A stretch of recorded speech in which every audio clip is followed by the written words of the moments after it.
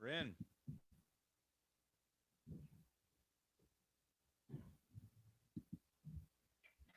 Says the broadcast is live, Josh.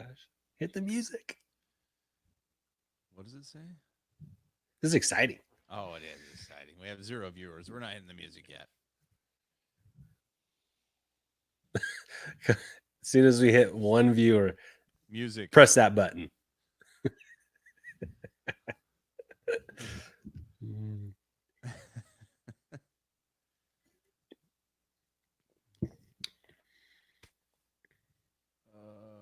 me refresh. See if anything's popping up here. Oh, you may need to share it. Oh, we have a viewer. Hey. Push that button. Hey, push that start button. Wait. Oh, 4 viewers. It's on. That's like twice our normal listeners. It's on. Let's go. All right. Welcome in, viewers. Let's get going.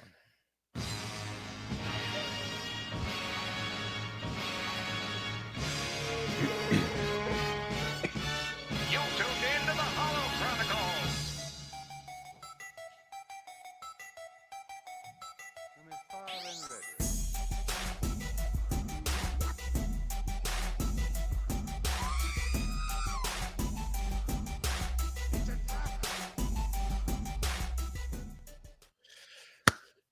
What is up, everybody? Thank you for tuning in to our very first live chat.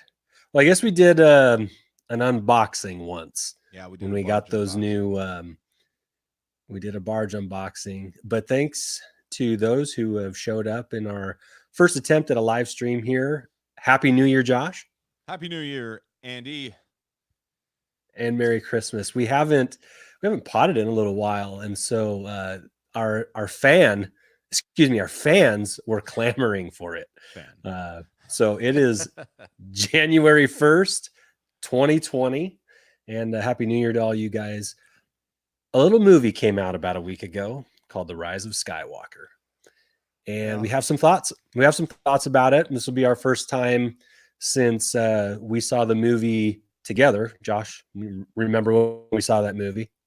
I do remember. That was a memorable awesome experience. Yeah, and we haven't really had a chance to talk about it since, so this will be good. I've had opportunity to talk about it a little bit with Pete Fletzer on his podcast a few times, and he did a pre and post kind of pregame show, postgame show, and I see that Ro from Scariff is here. What up, Ro? And he was on. We chatted a little bit with 2Med2 on Monday. That was a fun little jump on. I wish I could have been on there a little longer. But we've got some thoughts. We're going to go through a collector tip and talk about our last Show Me Your Collection as well. So, Josh, I think we should get to this week's collector tip. Well, we might as well, huh? Show me your collection. Okay, we'll do Show Me Your Collection. Oh, that's collection. Hey, do that one. The last, let's see, it was 2 weekends ago. We had an incredible collection shared with us from Neil Livesey, and we follow each other, and he posted a video of his Star Wars room, and it's incredible. Like it's vintage stuff, it's new stuff. There are Sideshow, Gentle Giants, vintage collection. I mean, there is a ton of stuff, and he's got this room full of beautiful display cases. It's very thoughtfully put together. I should probably retweet it on our Twitter feed, but it's amazing, and you can tell that it's taken years to put all this stuff together. And we just kind of looked at it before we went on here, and he's got the barge right in the middle of the showroom floor. It's essentially what it is. He's got the barge right in the middle of it, and then it's just like 4 walls of cabinets and display cases, and it was beautiful. Josh, what was there anything that kind of stuck out to you? Is like No, to me, it's it was. just Go ahead. it's just always fun to see a well done room that obviously takes a lot of effort, let alone, kind of the cost involved. You're never going to find everything you need to make your room perfect in one place, so that takes a lot of effort to, build even just the display cases, let alone the items you're going to put in. I know that Andy and I mean, I'm sitting in my room right now, and I had to put the better part of 6 hours in yesterday, just based on some, yeah, maybe some Christmas acquisitions, and just kind of like a pile of stuff sitting there. So Yeah.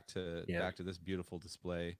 It takes time and effort, and we appreciate it so much. That's why we always shout out to everyone we can. And right now we have the awesome opportunity, if you're watching, to show it to you. We're going to do a little video that he put together. There's some music to it. I don't know that the music's coming through for you guys. It's coming through for me, but it'll be on the pod, so you can enjoy the music.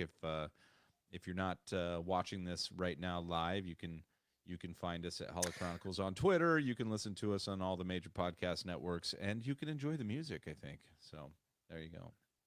You ready? You want to see it? Andy? No? Did I lose you? Yeah. Here it comes. No, absolutely not. I was just looking at the live comments and wanted to shout out Mr. Rez and Mark. It's good to see you. And your brother Phil has joined us and has suggested that you finish your Lego Yoda on a live stream. Yeah, he enjoys walking over or coming to my place and looking at the various states of incompletion of my current Lego project. So whatever. That's a small dig, but I'll take it. So yeah, without further ado, why don't we take a look at this beautiful collection that we had? And Yeah, and this is Neil Livesey.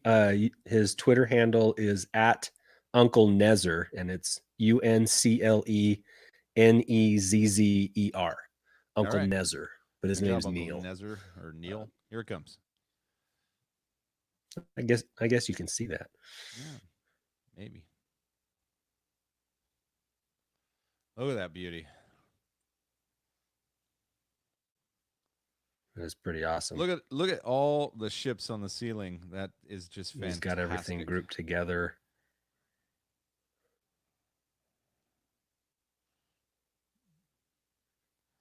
Oh, good wraps. That's beautiful. It's easy to run out of wall space, so Stuff those IKEA glass cases. Let's see, all the female characters right there. It's pretty cool. Oh, that's full boba. Not even a 1-up boba there. That's legit bobs. Yeah, some life-size stuff too. It's awesome. Some vintage work. See that shelf right, that picture right there is impressive. Ooh, all the 12-inch figures. Yeah. Look at this guy. He's even got great cinematography. We're about to see his face. There he is. Neil. Oh, still going. Get some DVDs, Man, some more vintage stuff. Oh, we got a full. That's beautiful.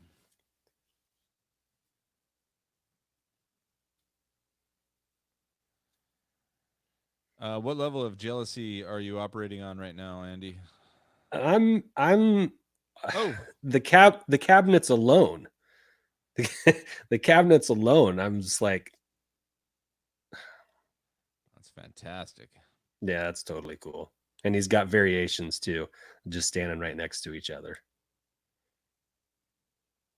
That is definitely Dreamy. to quote a guy in Star Wars. Check out impressive, most impressive. Oh, he's got the droid figure, the Ewoks figures, and the droids figures. Man, that's another level, man. And look pretty awesome. Look at the light and the reflection. Definitely a over? Death Star. All right. Well, there you go. This guy's got everything. So pretty impressitive display there. That was fun. That was fun doing a Show Me collection where we get to I know it's always digging.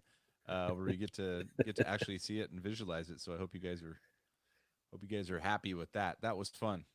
So good. That was a nice little. Good job on Neil. Yeah, Neil Livesey at Uncle Nezer on Twitter. Go shout him out and tell him how cool his room looks, because it's awesome. That's one of the best, private collections I've seen. That was pretty dang awesome. If you want a real shout out his significant other for allowing him to dominate a room with such perfection. That also is worth mentioning. Yeah. Behind every awesome Star Wars collection is a partner who is understanding. So yeah, for sure. Can appreciate that as well. Sure. Josh, can we do a collector tip now? You know what? All I right, can hit the right button now. You're darn right. Hello, what have we here? Collector tip. All right, a little backstory to this collector tip. Every Christmas and birthday, my wife gets me a pair of Star Wars underwear. Okay? Is that too much information? No, I think we're doing or a pair of socks. But a little known fact about me at this point, there isn't a day that goes by that I'm not wearing something Star Wars, whether it's socks, shirt, underwear, hat, sweatshirt, whatever. I've always got something Star Warsy on. And mostly because my wife outfits me in it. So this year, just like most years, in my stocking, Santa got me a pair of socks and a pair of underwear, Star Wars themed. And there are people that we have met through social media that actually collect like t-shirts. They just have like 30 Star Wars t-shirts, and clothing is part of their collection, right? Josh, would you say clothing is part of your collection? Yeah, absolutely. As a matter of fact, I think I mentioned that my last con was solely just to grab shirts and attire to flesh out my highly classy wardrobe. So there you go. Yeah, so I've got a number of shirts too, but this is kind of more of a life hack than it is a collector tip. Although, again, some people's collections includes attire. So this collector tip / life hack, more for the gentleman. But if you're the kind of guy that wears boxer briefs, get one size smaller than you normally wear. Okay, it'll change your life. It'll change your life. Okay. Don't get the baggy boxer briefs. That's it. That's my collector tip / life hack. Is that going to work? Is that going to work for you, Josh? Well, for me, no matter what size I get in underwear, they're always one size too small. That wasn't a brag. That was mostly due to my size. Yeah. So no, I can. Aren't your thighs a little thick for a stormtrooper? That's exactly it. That's a good story. Have we ever told that? Yeah, I think we have. It's a great story. So yeah. So wow, that's an odd tip. I think we have. It's an odd tip, but I'll take it. I'll take it. Good work. What kind of comments we got here? Hold on. We went from. Oh, my audio. That's all right. We're too much information. So my audio needs to come up. We're working the kinks out. I appreciate those comments in the side there. Yeah, let us know. How's that sound? Do I sound soundable? Can you hear me? Mm-hmm. All right. More. Everyone wants more. I get it. Here it comes. Andy, I don't know why you're so pumped up. There you go. Okay. Clear as a bell. Sound like an angel. Casts. Gotta love these live casts. They do change the dynamic. Okay. So nice collector tip. Buy your undies extra small. Not extra small. We want your toes to get circulation. But, I got you. If you're a large, try getting a medium once, just in the boxer briefs, or if you're an extra large, go large. Just whatever your case is, just one size. I don't think we asked the question. Why? What's that? Why? I don't think we asked the question. Why, Andy? Why? Oh, why? What's this tip going to do for you? Well, without getting too revealing, it just keeps your boys together. That's all I'll say. All right. Well, now I'm going to ask myself why. Why did I ask that question? So It's a good there you feeling. go. All right. Well, It's good. It's a good feeling. Okay. So, Josh, we went and saw The Rise of Skywalker. yeah, I'll put it up. Yeah. Yeah. Thanks, Phil. Yeah. Do you want to start, Josh, with some of the things you really enjoyed, or were a little kind of distracted about with the movie? Well, the one thing I wanted to, and I've heard this a lot and read a little bit. I haven't been, it's a busy time for me personally, family wise. I tried to minimize social media and even, just especially, I guess the Twitter, the Twitter commentary following, the release of the movie last weekend or the weekend before, and I really just I wanted to keep what I took from it just to myself for a while. And I think that's kind of important right now. Even aside from Star Wars, if you take the temperature of what social media has done to, I guess I should say, what social media has done to the temperature of opinions, it's really decided that usually, and at least for the ones that are going to get the most attention, it's either super negative or super ridiculously positive or whatever. And of course there's some really good commentary that play the middle line, but they don't get the attention. So Right. that's my reasoning for kind of backing off because of this. I walked out of that movie happy. That's all. And I'm not saying I was happy about the overall, way it was finished. And of course, we can dive into the details here later. But I will say that I was happy about how I felt, and that's it. And so for that brief, what do you get? You get that 10 minutes of euphoria as the credits hit, but before you exit the theater, you get the drive home. I stayed up late that night thinking about it, and I have to say that, in my opinion, that's what I wanted out of that movie, and for that matter, any movie, and that was it. That was it. I haven't gone back, mentally for good reason, and also just because I had stuff going on, and dissected it yet, and really cut it apart. I had a couple thoughts today of like, if I could give you one thought I had, it was like, what was the point of the Sith troopers? Why did we change, trooper color, and who really inspired those or brought those along? And that was about it. Yeah. Kind of like, well, where did Sith troopers come from? Did Palpatine say, hey, change Yeah. your clothes? And, I mean, but that was kind of it so far, other than, we've always said we're a positive pod. No matter the movie, we're going to go in, the Star Wars movie, we're going to go in and find the parts that attach to what we already love. Yeah, still be critical about the things that are like, hey, because I've said it 100 times and I'll say it again. Last Jedi wasn't my favorite. I've watched it several times since and found the gems, but back to my original point, I didn't leave Last Jedi happy. I left confused. I didn't leave Force Awakens happy, but I did leave kind of like, well, that was cool, right? That was cool. Yeah, they did kind of another Death Star, but I'm okay with that. But I left Rise happy, like, yeah, all right. So that might be everything all at once, and we can dive into certain parts, but there you go. There's my happy. That's it. Felt like a kid. Well, that's good. Good. How'd you feel? Is there are you getting any lag on your end there, Josh? Yeah, no, you sound good. Okay. You sound good. All right. Me. It's coming through clear. Good. Okay. Well, like Scarif Podcast put in the mentions there, the film was jam-packed.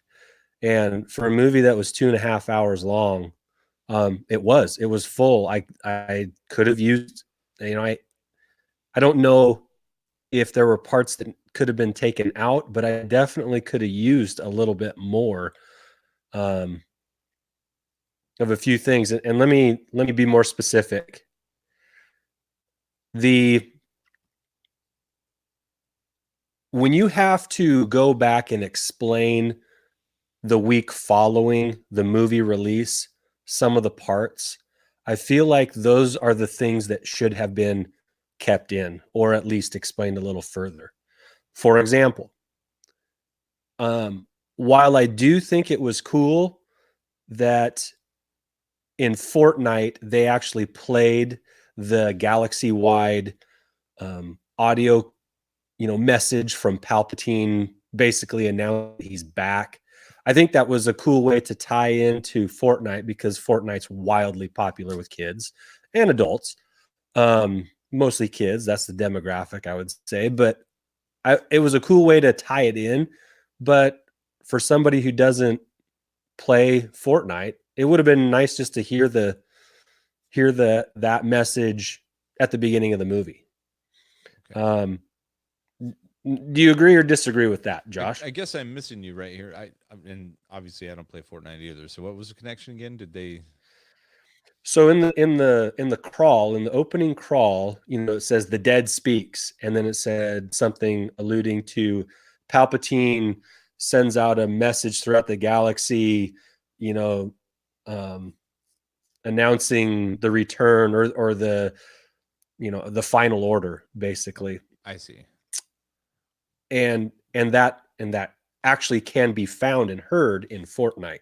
Okay. That's what I thought. That actual message. And so, yeah, so I don't play Fortnite. So I mean, for me, I would have preferred to just have heard it in the movie. I see. I have mixed feelings about the next two things that were, again, explained a week later, but kind of, so the thing that Finn never gets to tell Rey, or never follows through and tells Rey, right? Hey, there's something I need to tell you, but it never actually gets spoken, right? That JJ ends up saying, the following week that, yeah, it's that Finn is force sensitive, or that he thinks he's force sensitive. Just say that. I think that would have been cool. While I appreciate us having to use our imagination in some things, like, that is a fairly big reveal, I think, and it should have been revealed. What do you think? Well, and then you could kind of go with the the contextual creative license, where Finn's, he's flying, or was he flying? Well, see, I've only seen it once, but I do remember that his phrase was, "I just felt it."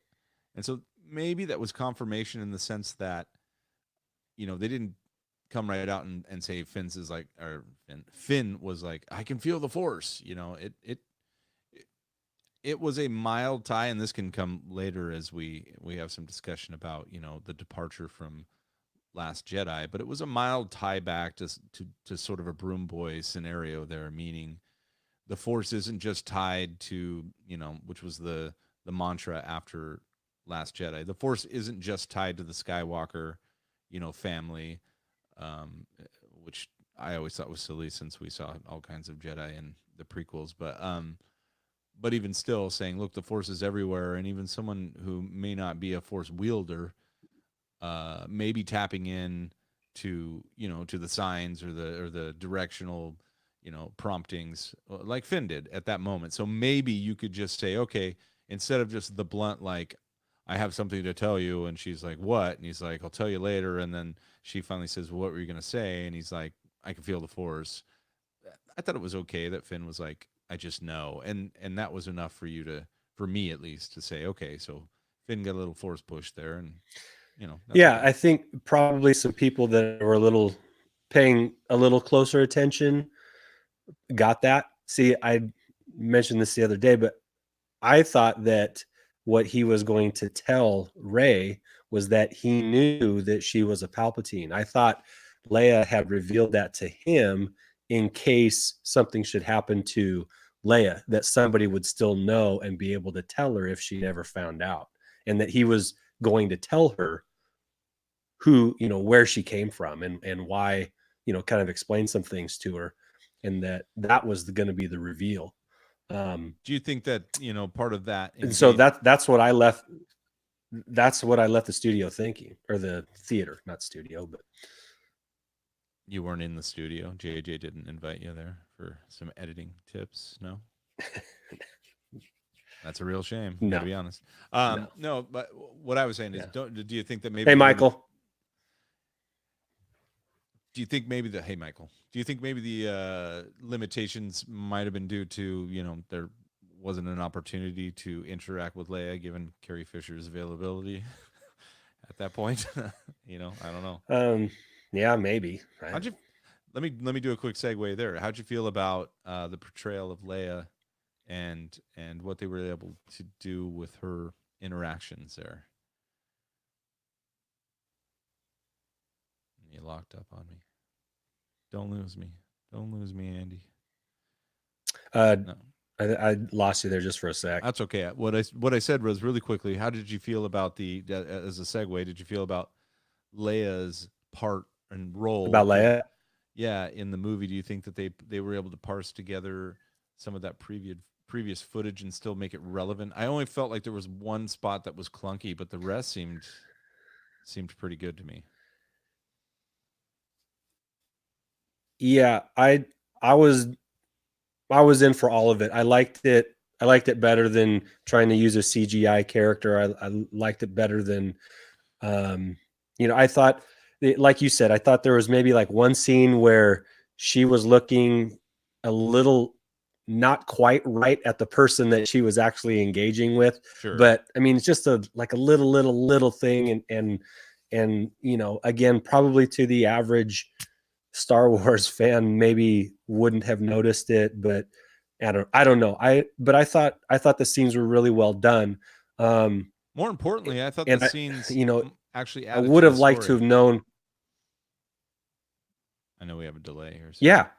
Yeah. It would have been interesting to see what the actual plan for Leia in this movie was going to be. Right. I would watch that half an hour documentary on what if. Right. That's a good point. I agree with that. I did think that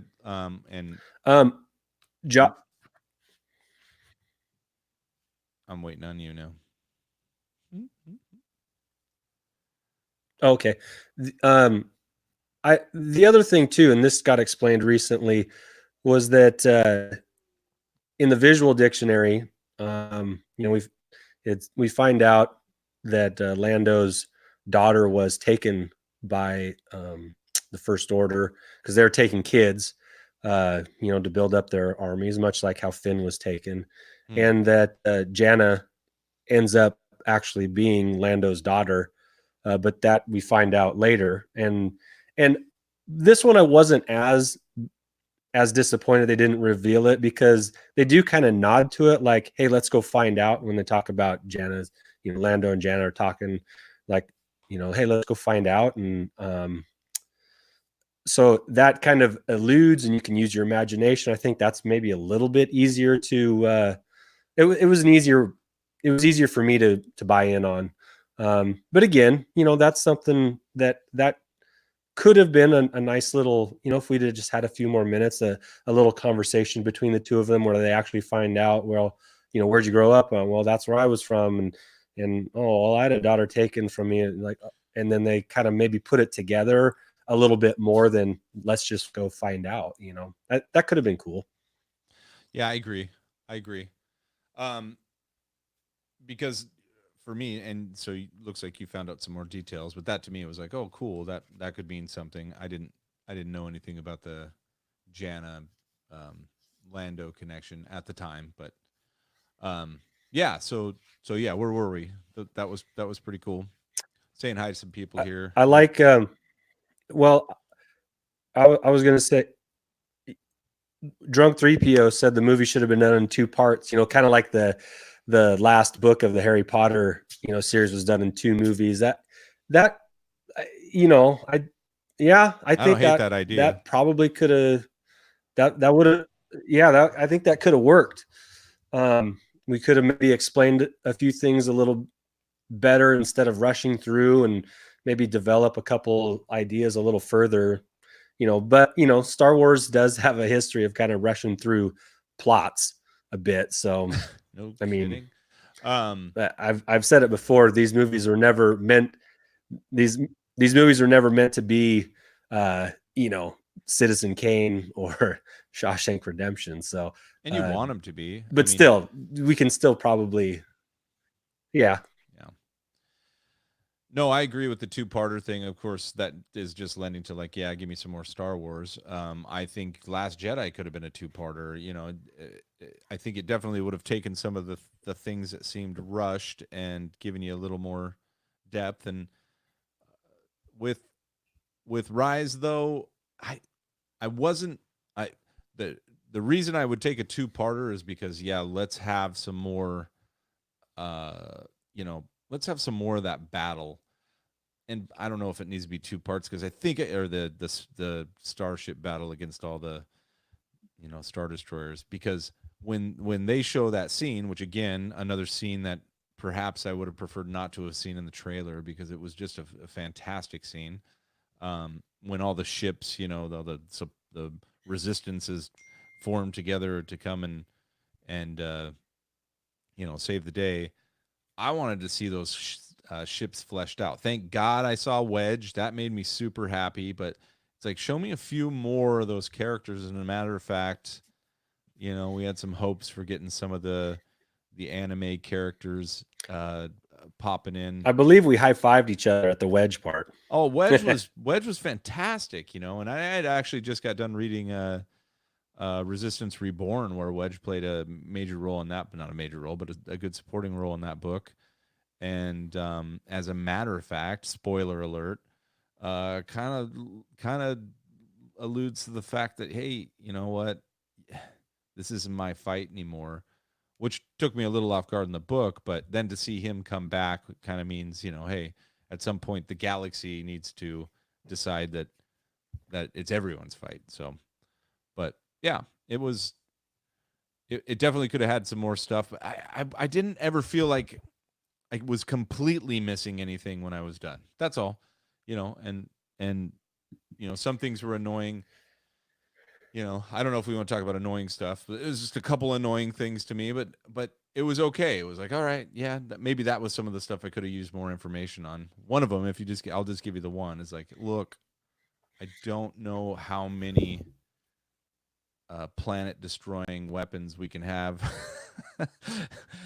I would have taken the star destroyers, and I would have given them the power to put some fire down on a planet, but they didn't just blast through to the core and blow the darn thing up again. It's just like, look, heavy bombardment from a overpowered weapon is just as devastating as making the planet explode, in my personal opinion. So yeah.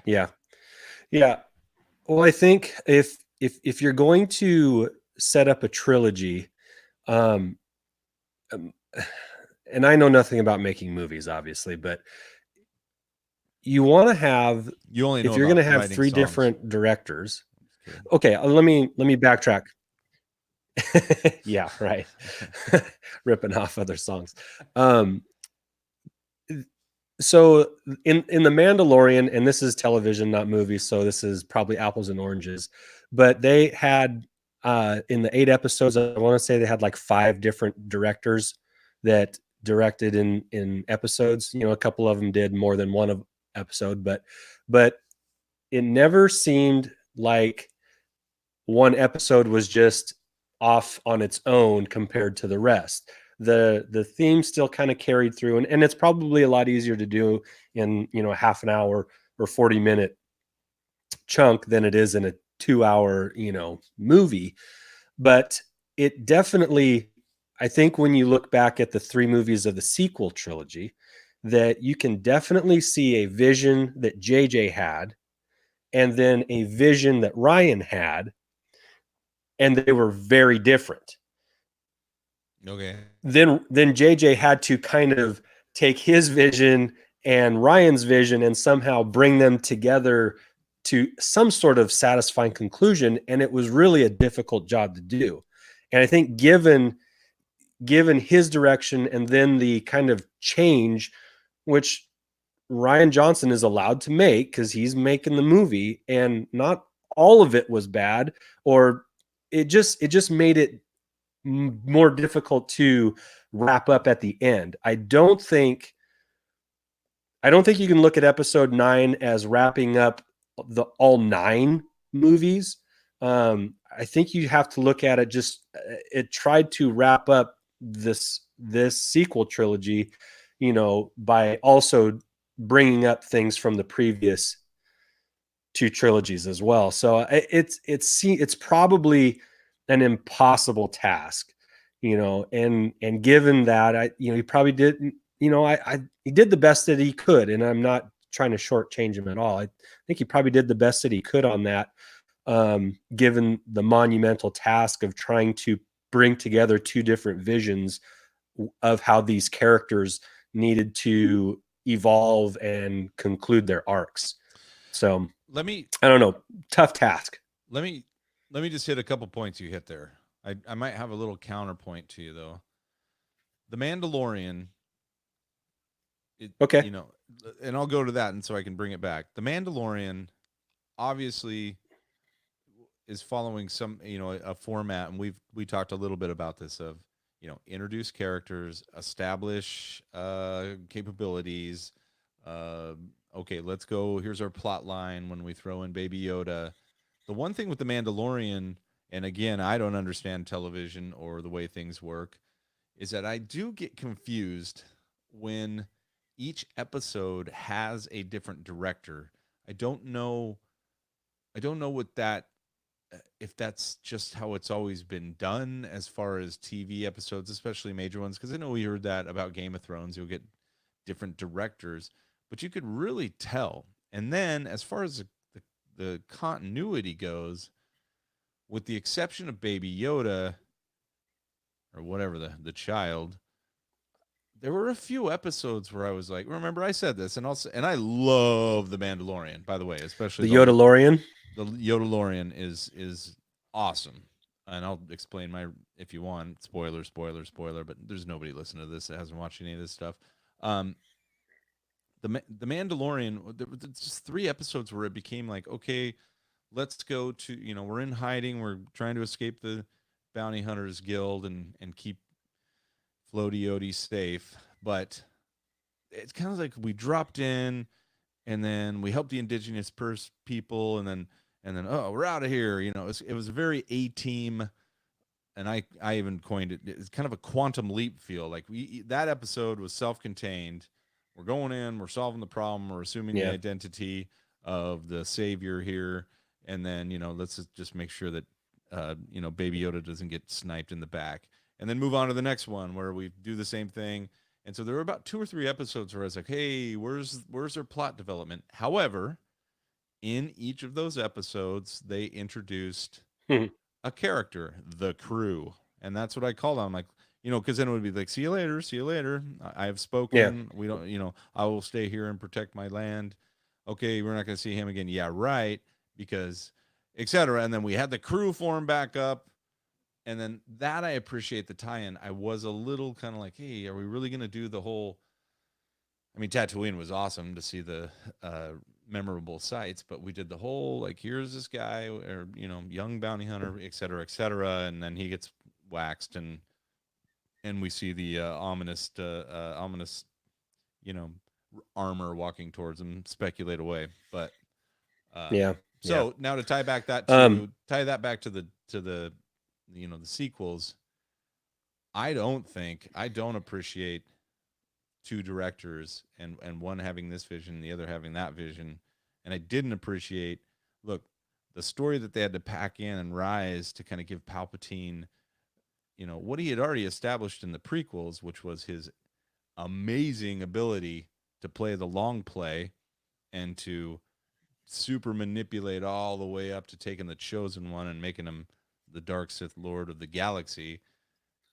Why didn't we get... I mean, I know we had Snoke, but Snoke should have been able to drop some kind of hint, either verbally or maybe he's sitting in front of a holocron talking to somebody, and we don't get the full side profile. To where you're like, no, something's going on here, and maybe even you You draw the mean a Palpatine. wayfinder? Yeah, if you get the Palpatine tie, and we speculate like crazy on Twitter, and there you go. I don't know. I can talk Yeah. more if you I want. th- I can make up more crap if you want. Hey, Darth Rio, what's up, Aaron? Thanks for joining us. Go ahead and hit that thumbs up button. And I agree with some of the if you want, let's hit some of the comments. We got a few comments. Roland from Scare Podcast. Yeah, it would be a good place to jump in here. Should have planned this trilogy better. I'm okay with that statement. Because I think it would have made it easier. Because instead of saying JJ is the savior, we should have just be saying this ensemble, whether it was multiple directors or not, knew what the heck they were doing, and they got it done right. Yeah. Yeah. But again, I'll go to my original opening statement. I still left Rise of Jedi feeling like a kid, and I had fun. And we can dissect it and bitch about it later. But I had fun. Well, what I'm curious to know, and we'll do this probably independently of each other, but if you just watch Episode 7, Force Awakens, and then you watch The Rise of Skywalker at the end of that, if there isn't too much that doesn't get touched on it, and if the JJ line of thinking really, the continuity of his vision can really be done without The Last Jedi, or if The Last Jedi is necessary for the Rise of Skywalker. Because I think eventually what I want to do here is watch The Force Awakens and then watch The Rise of Skywalker after it. And then maybe a little bit later, watch The Last Jedi and then watch The Rise of Skywalker after it. I think what will probably end up happening is that, and this is just more of a prediction on my part, is that aside from the Rey and Kylo relationship, because that does seem to build over the course of the 3 movies, and there does seem to be some development, at least through that part of the story. I think if aside from that, I think you could probably just butt 9 up right up to 7, and it probably doesn't skip too many beats. What about the casino scene though, man? We can't live without that. yeah, we can. So anyway, that's what I plan on doing. That's why I want to see Rise of Skywalker again. And before I go and see it again, whether I go catch it in the movie theater with you or if just wait till it's out on Disney Plus. But yeah, see if you even need to watch The Last Jedi to see if it butts up against number 7 well enough. Because one thing that when we did see The Last Jedi, Josh, was that at the end of it, it did kind of feel like it was the end, like they ended the trilogy just after 2 movies, because we got the dual sunset on Tatooine. Luke fades off into the Force. There is just the Resistance is small. Come back, Andy. And Rey kind of shuts out Kylo at the end of it, and in a way, if you're a big fan of The Last Jedi and not of The Rise of Skywalker, I think you could probably The Last Jedi as your conclusion and not have to worry about that, because they do have different feels to them. I guess I would probably have to ask around a little bit, maybe do some Twitter research if that's an actual thing, and see what that. How about this comment? I'll throw it up. I'm going to watch Return of the Sith, then Return of the Jedi, then The Rise of Skywalker in that order, and I bet it's going to be perfect. How do you feel about that? Thinking that through. Is Rey self-contained? So all 3, the third one in each trilogy? Yeah.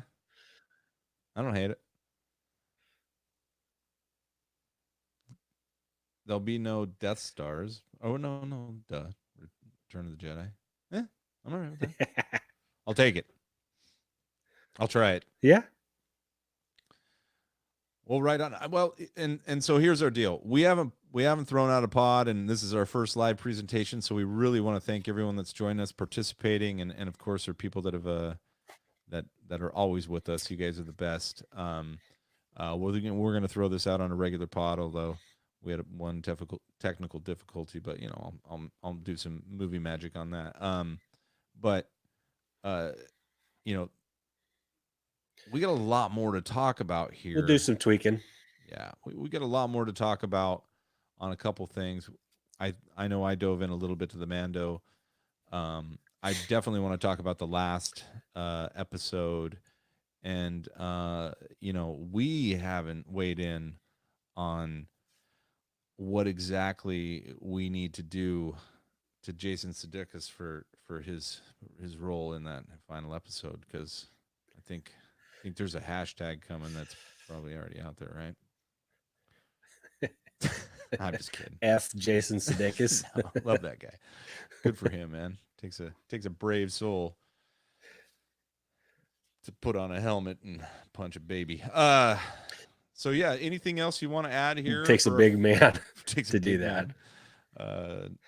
Yeah, anything you want to add? Any last tidbits? You know, our normal pod, we normally like to go through, highlight some of the cool stuff. We already gave a collector tip, showed the collection. We do a little bit of news, but we've definitely been asked to weigh in just a bit, just tip of the iceberg here on these two amazing, you know, again, positive pod. Thank God for Star Wars and the ability to at least watch something, critique it, like it, love it, hate it, move on. I feel a little empty inside as both the season for Mandalorian ends, and then of course the saga ends.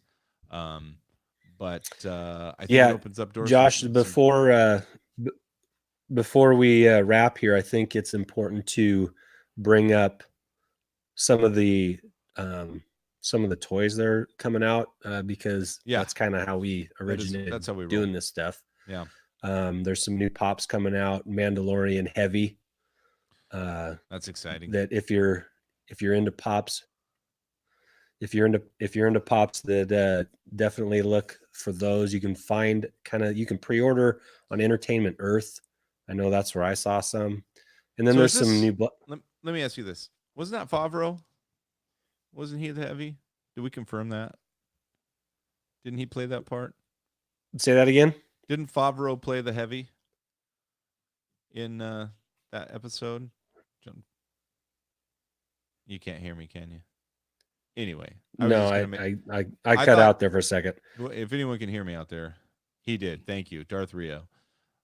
Scare us with this too. Yeah, so Favreau played the heavy. So I was just going to throw. Was that just his pull to get a Star Wars action figure?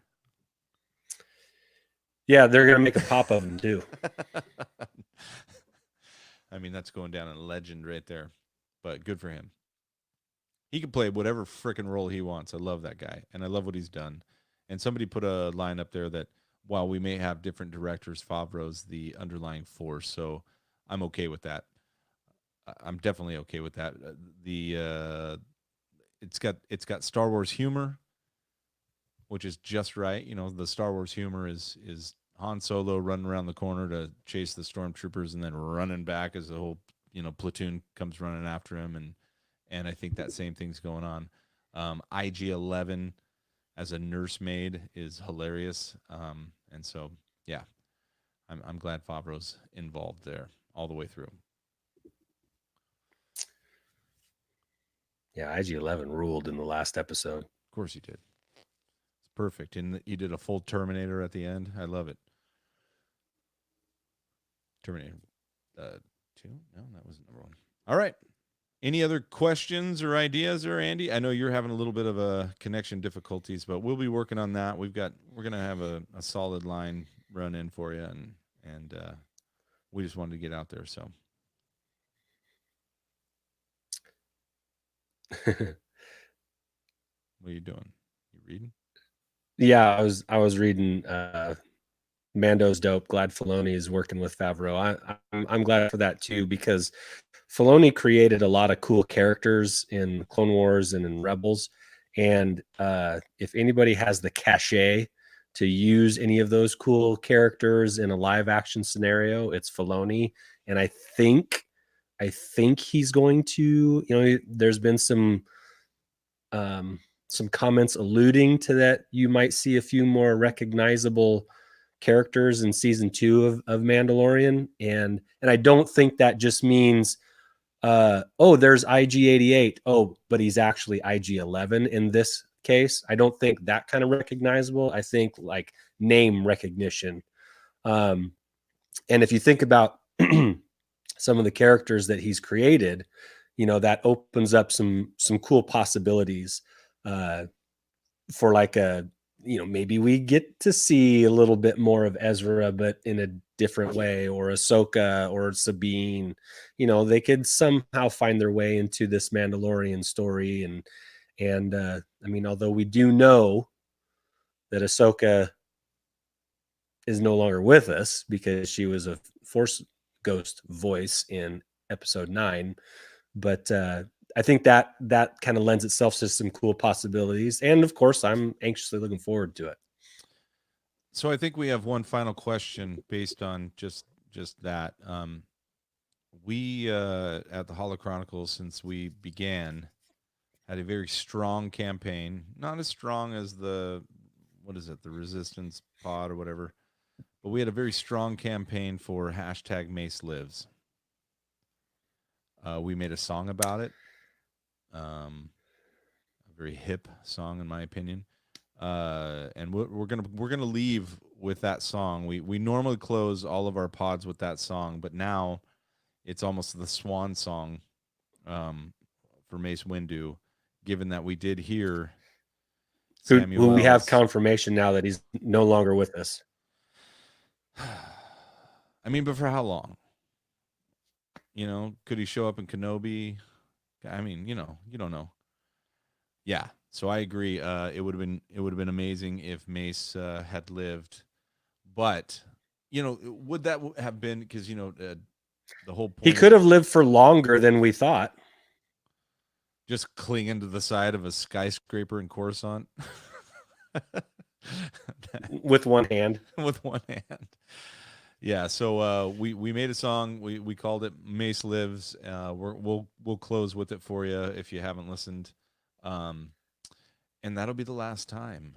Which means that I need to start writing new lyrics for what's our platform? Any suggestions out there for our newest platform? What do you got, Andy? Hashtag what? At the moment, I got nothing, man. Let's remember Mace. Let's just remember Mace. If he would have had 2 lightsabers, he could have defeated the Emperor at the end of Return of the Sith, Revenge of the Sith. Mm-hmm. How about hashtag LOL Lando thinks he only has one kid? No? All right. No. We got a Mace. Hashtag Mace versus Vader. We could, I mean, Han could very well have a couple of another solos running around too. Darth Rio thinks that Mace died like the week before Rise of Skywalker. That could have been, something. Yeah, on a plane with them damn snakes. Yeah. That's what happened. Yeah. All right. So there you go. Thanks for joining us on our first live podcast. Really, not reveal. We revealed the Barge live, but that was a cluster for some. But our first live podcast, and I think it went all right. We got some listeners. Hey, thanks for viewing, man. One view was going to be enough for me, and we got 6 or 7 of you on here. Guess what? Aaron's got a great question. Yo, Ant shot first. Oh, Ant shot first is here. Woohoo! So yeah, we've got more on the horizon for you. It should be bigger, faster, quicker. Not bigger, faster and quicker. Since Andy and I now have it set up to where we don't have to be in the same room together, which is good and bad. It's good and bad. I do like to make physical eye contact with you, Andy, but now I have to do it through a crazy crammer. Unabated eye contact. So does everyone else. Hey, thanks again. You can follow us on Twitter at Holochronicles, also on YouTube and Instagram. We put stuff up there from time to time, and now we'll have some live stuff to throw up there, so you can rewatch this again. Thank you for all your comments. You guys are great. And if you have a collection that, if it's big or small, doesn't matter. If you have a Star Wars collection and you feel like sharing it with us, go ahead and send us 4 to 8 pictures of what you got, and we'd love to share it using the hashtag Show Me Your Collection. I know some of the people in the live chat we have featured already, but if you know someone, or if we haven't featured you yet, give us a shot. DM us. Yeah, we love to do it. And thanks to everyone for joining. We will see you. And here it comes, the swan song. One last time. Damn it. Mace lives.